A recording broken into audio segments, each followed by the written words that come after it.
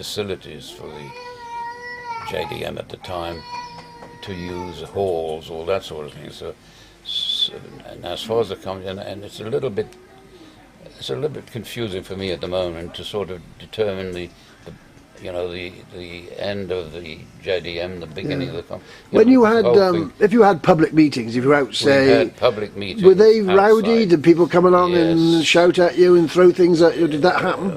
Yes, very much so, I'm afraid. We held our meetings at West Park, opposite what was the West Park Pavilion, and quite successful, and they were attended by several thousand people. Really?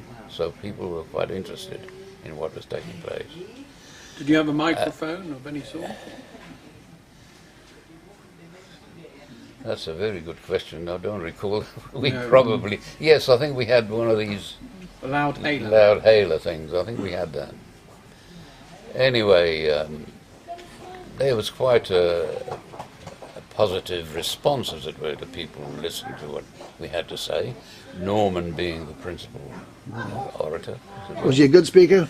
Very good speaker, and he dealt with whatever questions came from the audience or in a very effective manner. And then, as we held our meetings there, then the farmers came along with their Daimlers and Bentleys and whatever, with their boots loaded with tomatoes, and got quite a number of the youngsters, to pelt Did us you have with your own tomatoes. security? I was one of the security. Yeah. A couple of us, where we felt there was any problem with going on, Anyway. Was any of this opposition organised? Was it just sort of yes. spontaneous, go and have a bit of a laugh?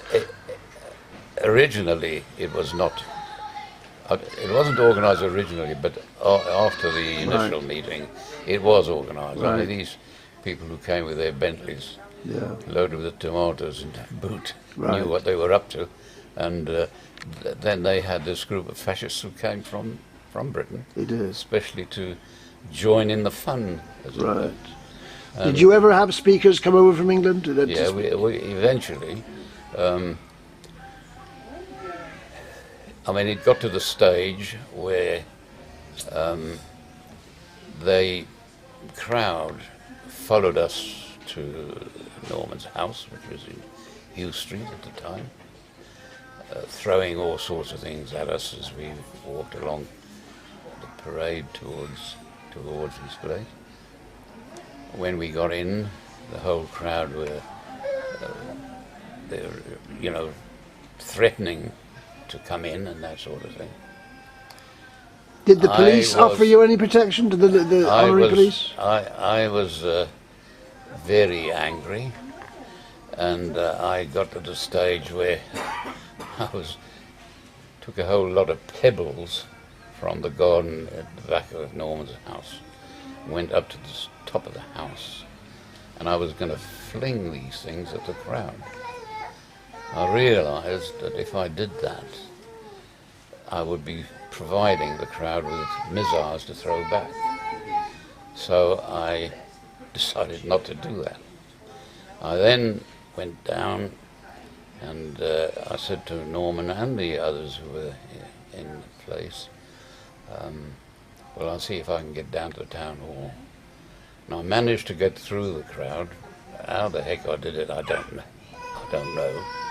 But I got to the town hall and saw the centenier, who was centenier Portier at the time, and I explained to him what was happening, and he said he couldn't care less, So I remonstrated with him, and he eventually sent the policeman up to the place. I got back to the house before the policeman came.